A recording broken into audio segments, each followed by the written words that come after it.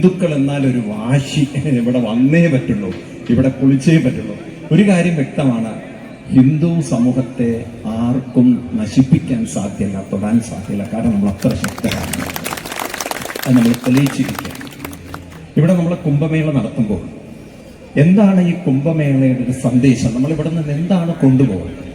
പൊതുവേ നമ്മളെല്ലാം കുളിച്ച് നമ്മുടെ പാപങ്ങളൊക്കെ കഴുകി പിതൃക്കൊക്കെ പുണ്യം വരുത്തി അങ്ങനെ നമ്മൾ പോകുമ്പോൾ നമ്മൾ മനസ്സിലാക്കണം, ഈ കുംഭമേള കഴിഞ്ഞ് നമ്മൾ ഇവിടെ നിന്ന് എന്താണ് നമ്മൾ കൊണ്ടുപോകേണ്ടത്?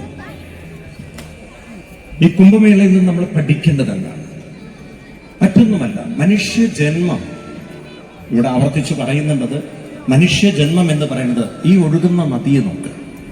ഇത് ഭാരതപ്പുഴയാണ്. ഭാരതപ്പുഴ എന്താണ്? ഭാരതപ്പുഴ എന്നൊരു പേര് ഇതിന് വരാൻ കാരണം, ഇവിടെ ബ്രഹ്മാവ് തപസ് ചെയ്ത സ്ഥലമാണ്, തവന്നൂരാണ്, പിന്നീട് തവന്നൂരായി മാറിയത്. ഇവിടെ ബ്രഹ്മാവ് പണ്ട് യാഗം നടത്തിയിരുന്നു. അതൊക്കെ ഒരു ഹിസ്റ്റോറിക്കലായിട്ട് കാര്യങ്ങൾ. പക്ഷേ ഭാരതപ്പുഴ, ഭാരതം എന്ന വാക്കിന്റെ തന്നെ അർത്ഥം ഭ എന്ന് പറഞ്ഞാൽ ഭാതി, ഭാസി, പ്രകാശിക്കുക. ഇപ്പൊ നമ്മളെല്ലാവരും ഒരു പ്രകാശമാണ്. എന്തിന്റെ പ്രകാശമാണ്? ഏത് പ്രകാശവും ഒരു പൂർണ്ണതയുടെ ഭാഗമാവാനേ പറ്റും. അപ്പൊ നമ്മളെല്ലാവരും ഒരു പൂർണ്ണ പ്രകാശത്തിന്റെ ഒരു അംശമാണ്.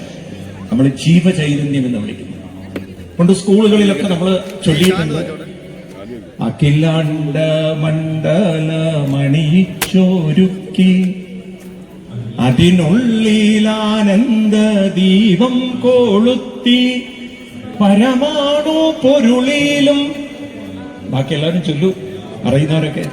പരമാണു പൊരുളിലും സ്ഫുരണമായി മിന്നും പരമപ്രകാശമേ ശരണം നീ എന്നും. എല്ലാവരിലും പരമാണു പൊരുളിലും സ്ഫുരണമായി മിന്നുന്ന ഒരു പ്രകാശത്തെ ഭ എന്ന അക്ഷരം കൊണ്ട് സൂചിപ്പിക്കുകയാണ്.